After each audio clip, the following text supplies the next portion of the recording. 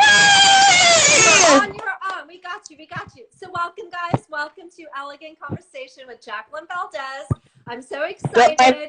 Follow me on Instagram, Elegant Jacqueline. Follow me on Facebook and YouTube, Elegant Conversation with Jacqueline Valdez. So we have our next guest here today. She is the Burlesque Queen, founder of Black Power and Jezebel's Army, Miss Mone't Sidi. I'm like, woo! Just don't mind the mess in the back. There we go. Right? That's better. Yay! So you started off you were watching a movie this morning early at 8 a.m. Okay. Well, hold on. Woo! Power crowds going on. Oh. So I started off the day watching my movie Midsummer. Okay. I watched the movie. That's better. A lot. It's an odd movie to watch on a Tuesday at 8 a.m. Have you ever seen it? I haven't. Oh, it's quite. Watch it now. It is a breakup film disguised as a folk horror film. Okay. It does have some disturbing imagery, but if you've ever been in a relationship with somebody who's gaslighted you, it's very cathartic. Oh. I saw it 9 times in theaters when it was released. Wow. And I just had my birthday as Midsummer themed, and I created a profile for the movie on Facebook to be in a relationship with. I'm somewhat like obsessed with it. And some people are like, that's disturbing because it's a disturbing film, but like, yeah, watch all the time. Yeah, but whatever. So the flower crown is like a nod to the film. Okay, very cool. Very cool. So yeah, so you do burlesque now. What style of burlesque would you say that you do? I guess more my acts tend to veer towards Nerdalesque. Okay. Nerdalesque is a genre where you take something like pop culture or geekdom or fandom, and you make it into burlesque. So that's what I do.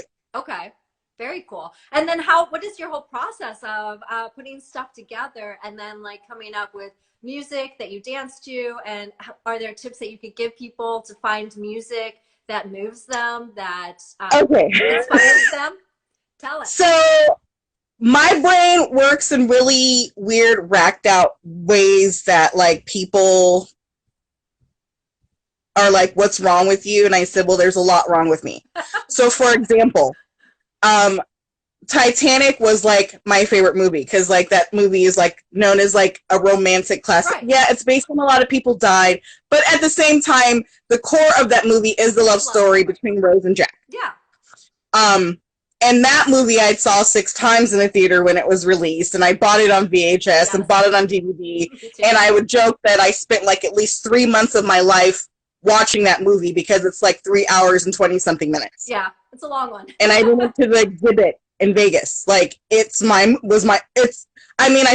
and even when I change a channel and it's on and I have the DVD, if it's on with TV and commercials, I will still watch the stupid movie.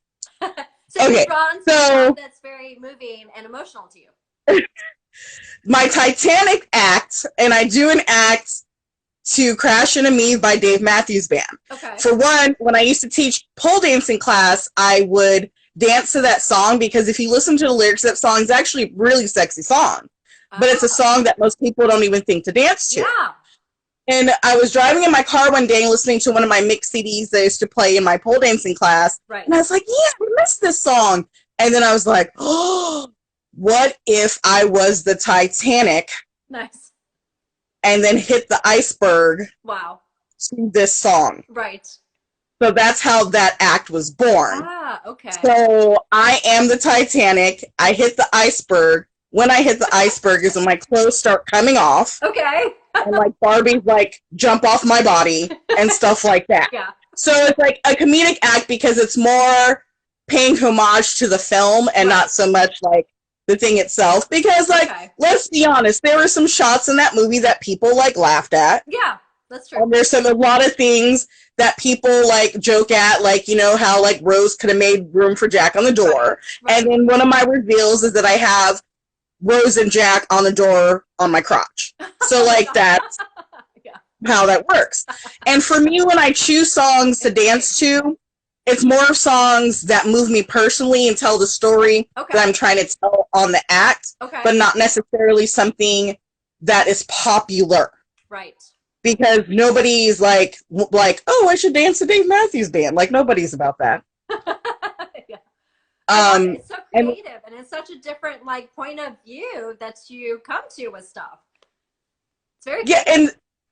And my other act, like my Circle of Life act, where I'm Rafiki from Lion King, which is my Disney film. I have 2 Simba tattoos. Okay. The first thought of that act was like, well, what if I'm a zombie that like presented a baby and ate a baby's brains? Oh my gosh. But then my brain was like, what if I'm actually Rafiki that when I presented baby Simba, I ate his brains? Oh my gosh. And that's how that act was like born. Wow. And that act, I am proud to say that I've done in Alaska, I've done in like Portland, I've done in St. Louis. Like, it's an act that one year I got accepted into 16 festivals, and I think that act got accepted 13 out of the 16 festivals. Wow, that's exciting. Congrats. Yeah. So thank you. Like Lion King, and I even went to go see the movie. I saw that movie in the theater 3 times, and every time I went in my Rafiki stage makeup because, like, I kind of had to. But like, that's another one's like the Circle of Life. You like, who's dancing to the circle? I'm dancing to the Circle of Life. Very cool. So, when you get dance in your burlesque, do you get fully naked, or do you go to tassels, or how far? Or I go to skis. I never really do like. I might do like a a caged butt, like booty, but I don't usually do thongs. If there is, though, a venue that will allow me to get totally nude, I will do totally nude. I have performed at an event called Folsom Street Fair in San Francisco, which is the last Sunday in September, usually every year. Which is weird because San Francisco's summertime, it gets really hot in September as opposed to the rest of the time, but right now when we're this weird fire heat season.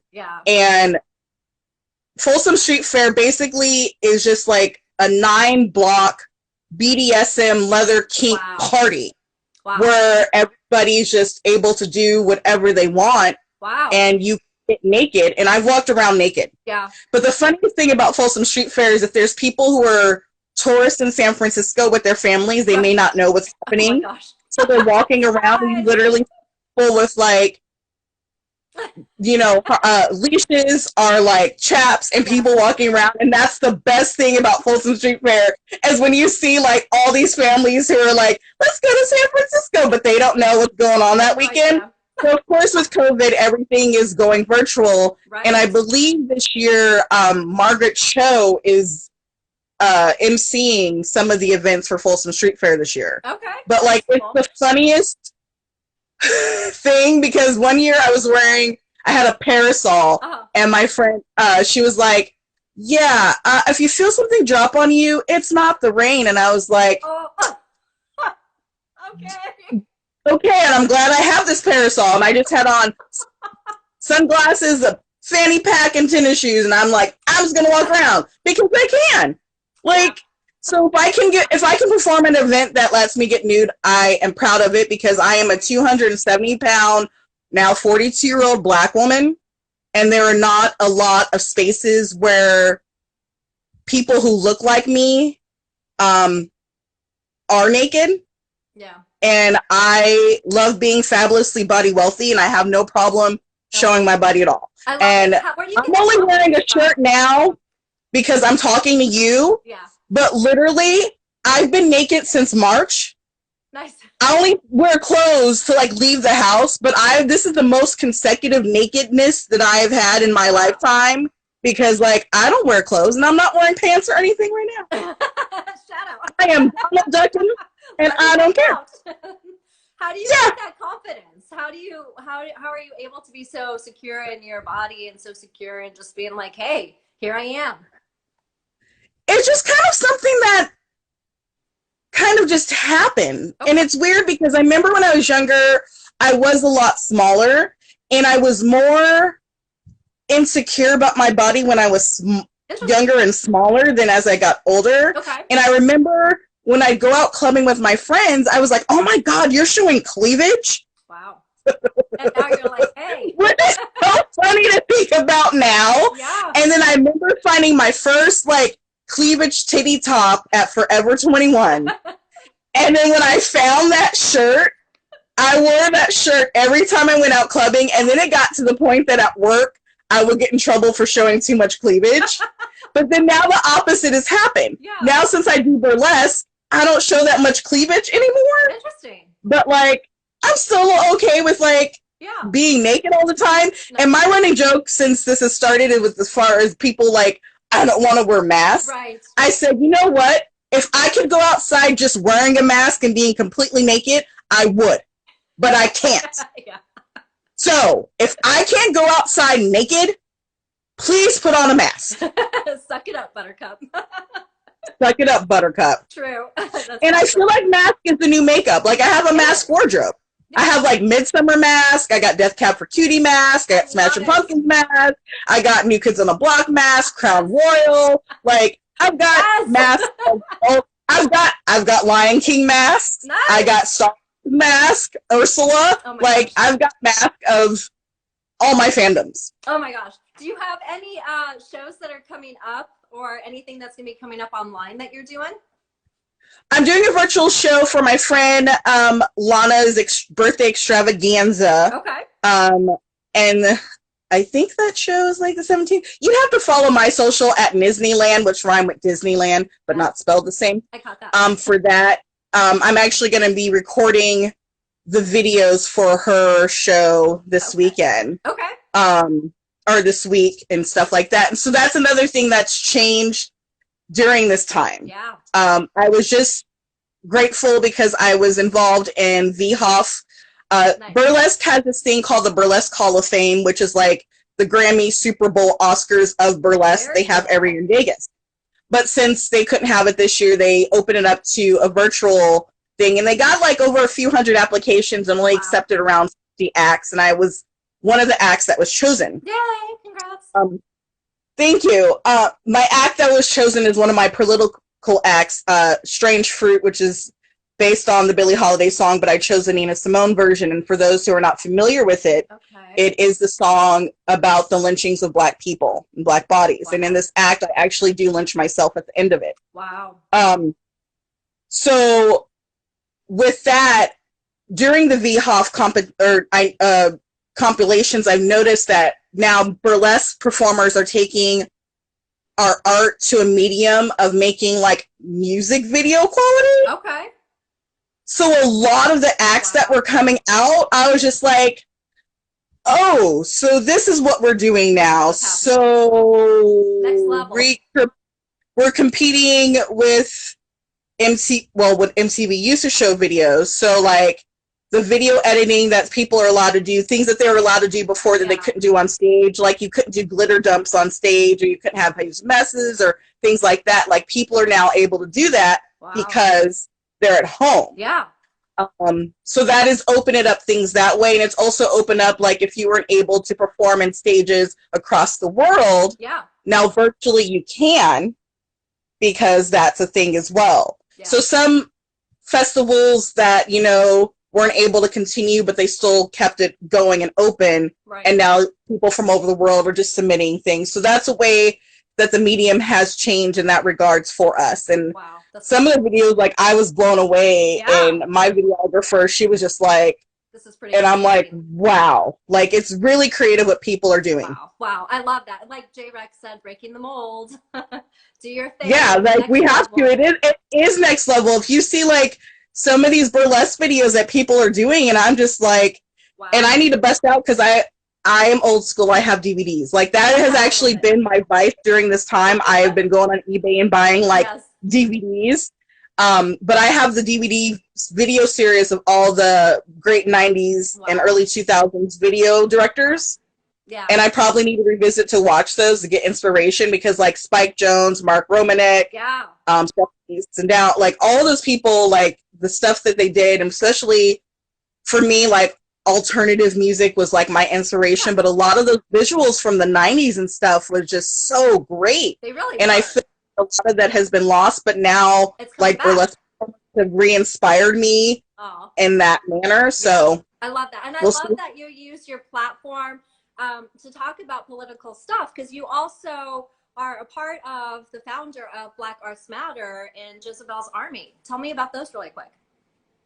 Okay, so with Black Arts Matter, I founded that because I found, for me, especially living in Sacramento, I've been the only Black burlesque performer for the most part in the 12 years I started burlesque. Okay. And I've experienced a lot of anti-Blackness and racism, including having my information shared on Craigslist, being doxxed, and actually having eggs thrown at my face for speaking out against racism. Oh, wow. So to me, I look at systemic racism as a sentence, and our death is a period at the end of the sentence. So basically what we need to do is address everything that leads up to that, where people see us as less than human. That makes it easier for them to take our lives. Right. And a lot of that comes with every aspect of our lives, from what is we have to deal with when it comes to medical care, from schooling to housing to even as arts. Because if you look at how arts and how a lot of Black culture is actually appropriated, but Black people aren't celebrated or compensated the same for the arts that we create, it becomes kind of a problem. Yeah. So we have to do that.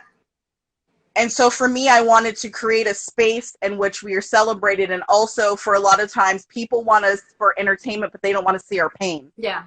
So I wanted to create a space in which, especially for burlesque performers, we can have those acts that are a little bit more political, that give us something more to say, rather than you like wanting us just to dance for you or twerk for you. Like, we have something to say, and there's something beyond that. Yeah. So that's where that comes from. And in Jezebel's Army, because, you know, the Black stereotype of the Jezebels kind of where that originated from. Wow. And especially back in the day for Black women, especially what people don't realize, back in the slave days, and trigger warning. Right. So Black women, especially, let's talk about the hair and the hair covering just briefly. Slave women were forced to cover their hair because the slave owners' women thought that our hair was what was attracting their husbands to rape us. Wow. So that's why when we talk about hair coverings, and why it's not just hair and stuff with it, that's a lot of that stuff goes back to deeper, that. Yeah. We were forced to cover our hair because of that, for that reason. Wow. And then also, the whole stereotype of Black women just being seen as just sexual beings, right, but not actually deserving of love and compassion. Wow. And also this myth of the strong Black woman, which people tell me all the time. Yeah. Oh, the stuff you've been through and you're strong. You know what? That's actually damaging to us, because when you tell us we're strong, you're telling us that we're not allowed the vulnerability that like white women or non-Black women are afforded. Wow. And when we cry, our tears are seen as aggressive, and not seen as tears of pain, are tears of vulnerability. And it's crazy because I've been so for me, that so many Black women lately is it's programmed as you're younger. Oh, you're strong. Stay strong. Be strong. Yeah. Yeah. And that's like the hugest problem that people don't seem to understand. It's like, you see this strong person, but literally I cry every day. Yeah. Wow. And I'm very sensitive. And people think that I'm aggressive because the stuff, like, they get this perception of me because of how I talk about things online. And I got to this point because when I realized, when things started happening to me in my life connected to my race and my gender, I wanted to be the voice that I didn't have for myself. Yeah, I love that. I love that you're using your platform to help others and for making other people aware.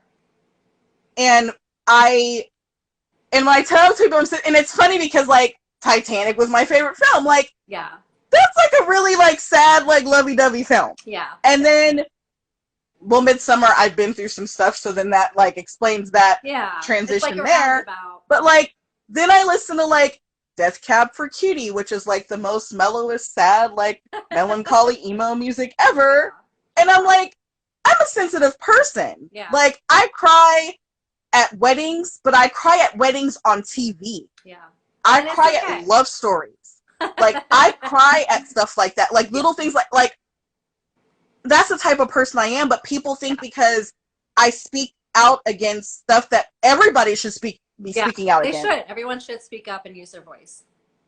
That I'm this bad, awful person, and I'm just like, I'm actually really not. Yeah. I just want the world to be a better place, and you should too. It's huge, yeah. And you're doing so much. I love that you're doing the burlesque. I love that you're using your voice. I love that you're, you know, being a great example, and it's a huge inspiration to many people. Thank you. Yeah, I mean, I try to do the best I can, and to be quite frankly, this time since that person has been squatting in the White House has been very difficult. Yeah. And what I try to emphasize with people, which they don't seem to understand, I took my tubes out after Trump was elected because I didn't want to bring a black child in this world to deal with the racism that I do. Wow. To have to make that decision was huge. And to think of, and it's still like, to this day hurts. Yeah, I can imagine. To know, like, I'll never know what it's like to, like, carry a child and hurt them, but then at the same time, I don't have to worry about them being called names and being treated as such. Yeah. Because, for example, Valentine's Day, I'm a single woman. I went out because the local theater was showing Poetic Justice, and I hadn't seen that movie in theaters since it was released. Wow. And I was like, just because I'm single doesn't mean that I shouldn't go out on Valentine's Day. So I took myself out on a date. Was there anything that you wanted to tell the viewers? I could talk to you all day. Okay, but this one, so I had a great night, and I walk into my car, and this is the trigger word. A stranger called me an N-word bitch when I was walking in my car. Oh my gosh. And that also happened when I went to the St. Louis Arch just trying to have a good time. And all I could think about is if there was a family going to see the St. Louis Arch, which is something that people do all the time to go see something in America as part of like a family vacation, and to experience that, how hurtful that would be for that child. Yeah, that's horrible. It made me so grateful that I decided that I can't bring a child into this world that does that to people. Yeah. It's scary. It's frightening. Yeah, I'm so sorry that you went through that. But if I want to leave anybody with anything, you can follow me on the grams. I am going to start working more on, I taught like a workshop, Death Cab for Booty, which is an emo twerk shop, the saddest twerk you'll ever learn. I love it. Because it merges like both my loves. Nice. And I just want people to vote blue, because regardless of what you think, we have to get out of what's happening right now, because it's going to get worse. And I'm scared and I'm frightened. Yeah. I'm scared and I'm frightened. Yeah. I'm scared. Yeah. 4 more years of this. I'm scared. So vote, guys. Make a change. Make a difference. Speak up. And if you see something, speak out about it. Just don't stay silent. Yes. And like, voice. Don't be a standby. Love, you know, and it's sad that like as humans, we haven't evolved past the fact of hating somebody just because they're different from us. Yeah. Our minds are capable of that thought to not do that. Yeah. But we haven't evolved past the fact to not do that. Yeah. And we need to. We need to. Yes. And watch the movie Midsummer. If you haven't seen Midsummer, you need to watch the movie Midsummer. Because I'm probably going to watch it again after I'm done with this. Thank you so much for the interview. Thank you so much for your words. There's so much love for you. Thank you, love. I'm so glad we were Thank you. Thank you, everybody. Thank you. Bye. Bye.